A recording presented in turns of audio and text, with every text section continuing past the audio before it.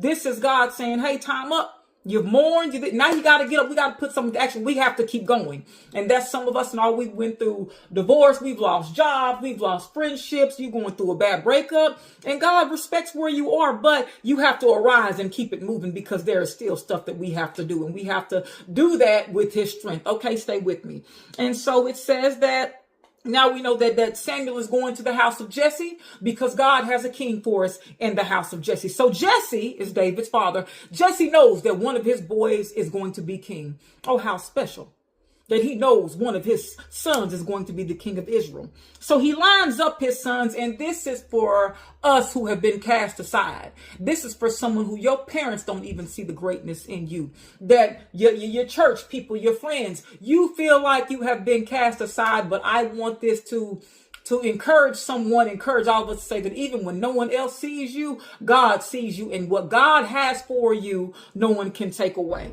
So it says that Samuel did what the Lord wanted him to do, and he brought out Eliab first. That's the oldest boy, right? He brings out Eliab. Eliab is tall, good looking. And if you look at verse 6, it says, so when they came, he looked at Eliab and said, surely the Lord's anointing is before him. But the Lord said to Samuel, don't look at his appearance. I look at heart. Man looks at appearance. Oh, we get so caught up on appearance. He looked at Eliab and said, surely he's the one, but God said no. God said Eliab was not the one. So I'm going to paraphrase. We know David is the one, but his dad didn't even put him in the running. So Samuel says, is that all the boys? He said, well, they're still the youngest. Didn't even call him by his name. Didn't call him by his name. Oh, there's the youngest. He's out tending to the sheep. Well, that was him. It says 13. Samuel took the horn of oil and anointed him, don't miss this, in the midst of his brothers. That means out of all these boys who were lined up, the youngest, the shepherd, the nobody, was made king. Now, just because God has called you with something does not mean that it's time right now. And I know that's hard for us.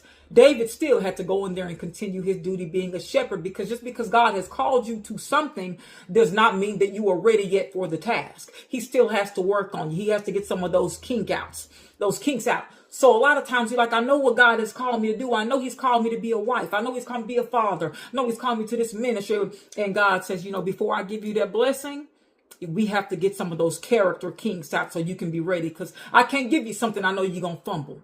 So he goes right back to being a shepherd. But I want you to see that it was in the midst of his brothers. So his brothers knew.